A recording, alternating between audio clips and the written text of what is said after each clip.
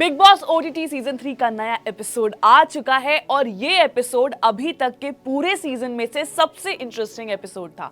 क्या क्या हुआ इस एपिसोड में और आखिर कौन है कितना गलत, आज एनालाइज करेंगे इस वीडियो में। नमस्ते and hello everyone, it's me Prisha and you watching uncut.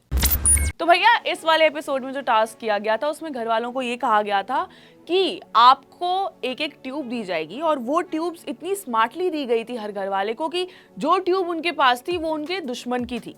तो कहीं ना कहीं बिग बॉस बहुत ही स्मार्टली खेल गए इस बार भी घर वालों के साथ। उन्होंने उन लोगों को ऑप्शन ही ऐसे दिया कि एंड में कोई भी यूनानिमस डिसीजन नहीं हो पाया। हालांकि अरमान मलिक अब घर का हेड बन चुके हैं और उन्हें काफी सारी पावर्स मिलने वाली हैं जिस तरह से बिग बॉस ने अनाउंस किया था, लेकिन इस नतीजे तक पहुंचने तक का जो सफर था वो बहुत ही ज्यादा इंटरेस्टिंग और हॉट कह सकते हो आप, क्योंकि काफी ज्यादा तड़कती भड़कती हमें लड़ाइयां भी देखनी पड़ी।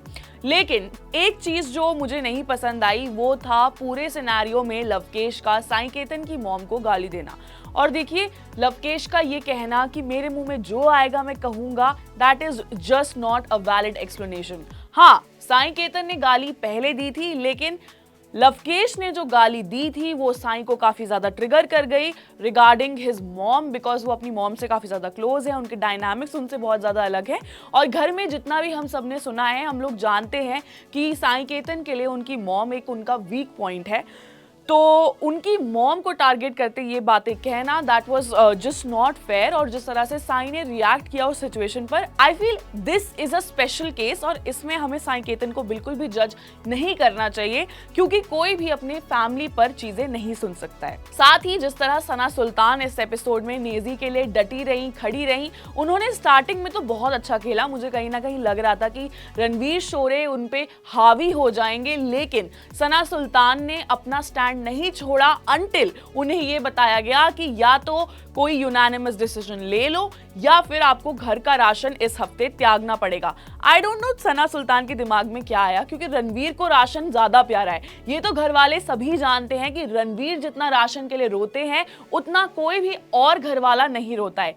लेकिन सना सुल्तान का इमीडिएटली अपना फुट डाउन रख देना और ये कहना कि मैं नेजी को हटाना चाहती हूँ इस रेस से, मुझे कहीं ना कहीं बहुत स्टूपिड लगा। और कहीं ना कहीं जो मेरी रिस्पेक्ट डेवलप हो रही थी सना सुल्तान के लिए, वो वहीं पे डिमिनिश हो गई बहुत गंदी तरह से। उसके बाद जिस तरह से नेजी ने सना सुल्तान के साथ रिएक्ट किया, I didn't find that very fair, because Sana जितनी फाइट मार सकती थी उन्होंने नेजी के लिए मारी।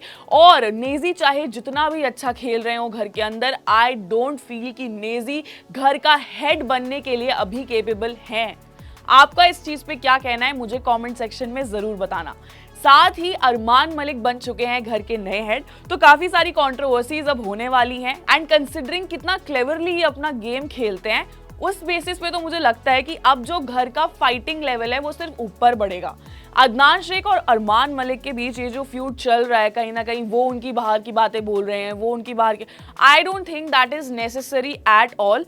लेकिन बिग बॉस की टीम का बार बार अदनान शेख को ही टारगेट करना और ये कहना कि अदनान आप सिर्फ बाहर की बातें कर रहे हैं, तो भैया इस सिनेरियो में तो अरमान ने पहले बाहर की चीजें बोली थी, लेकिन फिर भी लोगों ने अदनान को ही टारगेट किया। कहीं ना कहीं आई फील इस वक्त बिग बॉस के मेकर्स अरमान मलिक और उनके ग्रुप को ही फेवर कर रहे हैं।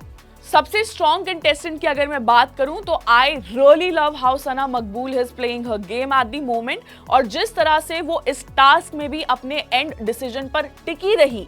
द वे शी सेड कि मैं नहीं चाहती हूं कि अरमान घर के हेड बने, क्योंकि उनको पता था कि अगर अरमान घर के हेड बनते हैं तो उनका पूरा ग्रुप खतरे में आ जाएगा।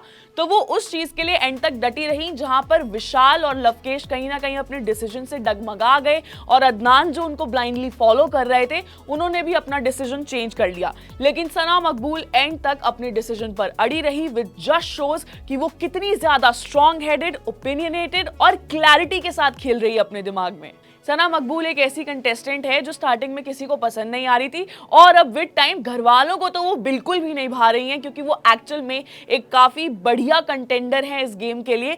लेकिन आई एम श्योर अगर आप लोग ये गेम ध्यान से फॉलो कर रहे हो तो अभी तक आप समझ गए होंगे कि ये नागिन तो है, लेकिन ये नागिन सबको डस के जीतने वाली है। आपका इस चीज पर क्या कहना है मुझे कमेंट सेक्शन में जरूर बताएं। साथ ही अगर टॉप 3 की बात करें तो for me Sana Maqbool, Ranveer Shorey and विशाल पांडे या लवकेश में से कोई तो टॉप 3 में हो सकता है।